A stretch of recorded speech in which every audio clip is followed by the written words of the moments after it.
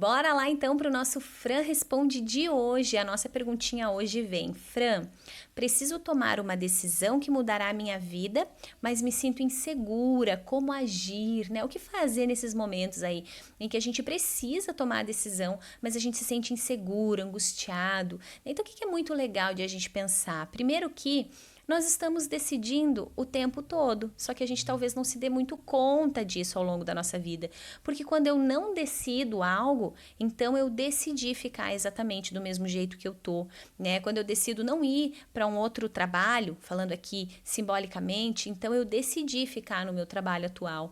Quando eu decidi não ter uma outra relação, ou não, enfim, não me separar de quem eu tô, então eu decidi ficar. Então, de certo modo, o teu não decidir, entre aspas, ele já é também uma decisão, nós estamos decidindo o tempo todo.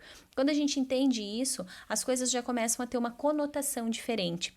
Uma outra coisa muito importante de a gente entender é que a insegurança, ela é perfeitamente normal, aceitável e compreensível nos momentos de decisão, desde que ela não te barre, desde que ela não te limite. Então é quase aquela conexão com o medo. Eu posso sentir medo, tá tudo bem, desde que eu não deixe de agir em função dele, né? E aí também a gente precisa entender que muitas coisas na nossa vida nós só fomos sentir segurança depois de a gente ter se exposto a isso.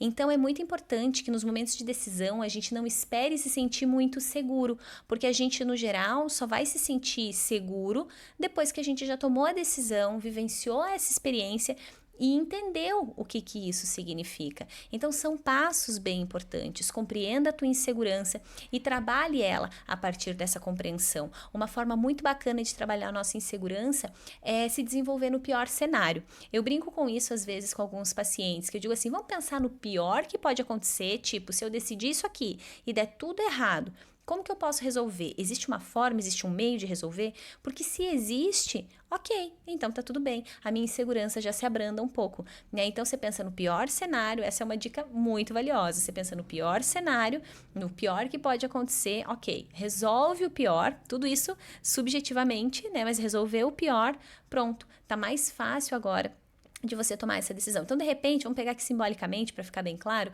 que a decisão é uma mudança de cidade. Então vou mudar de cidade, é uma decisão que muda a minha vida, que muda as minhas relações, né? Vou mudar de emprego, talvez vou ter que conhecer outros amigos, enfim, né? Então é uma decisão importante.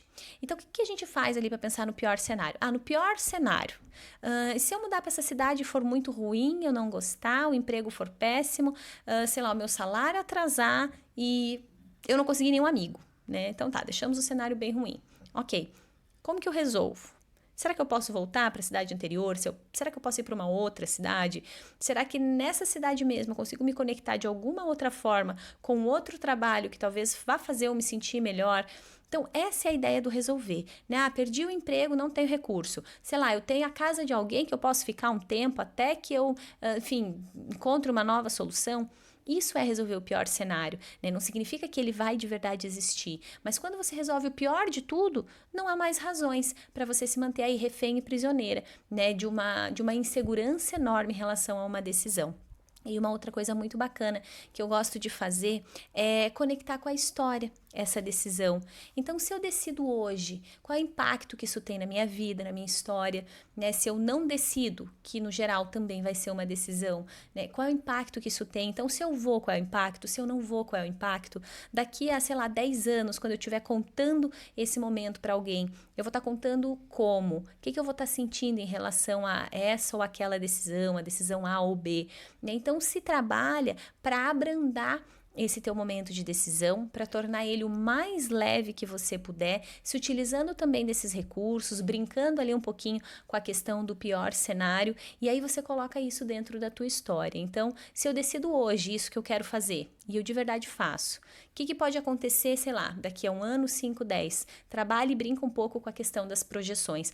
Fran, mas pode ser que tudo mude. Sim, pode ser, mas para que a gente consiga minimizar um pouquinho da insegurança, essas leituras aí nos ajudam muito, são quase algumas previsões que a gente faz aí acerca da nossa vida.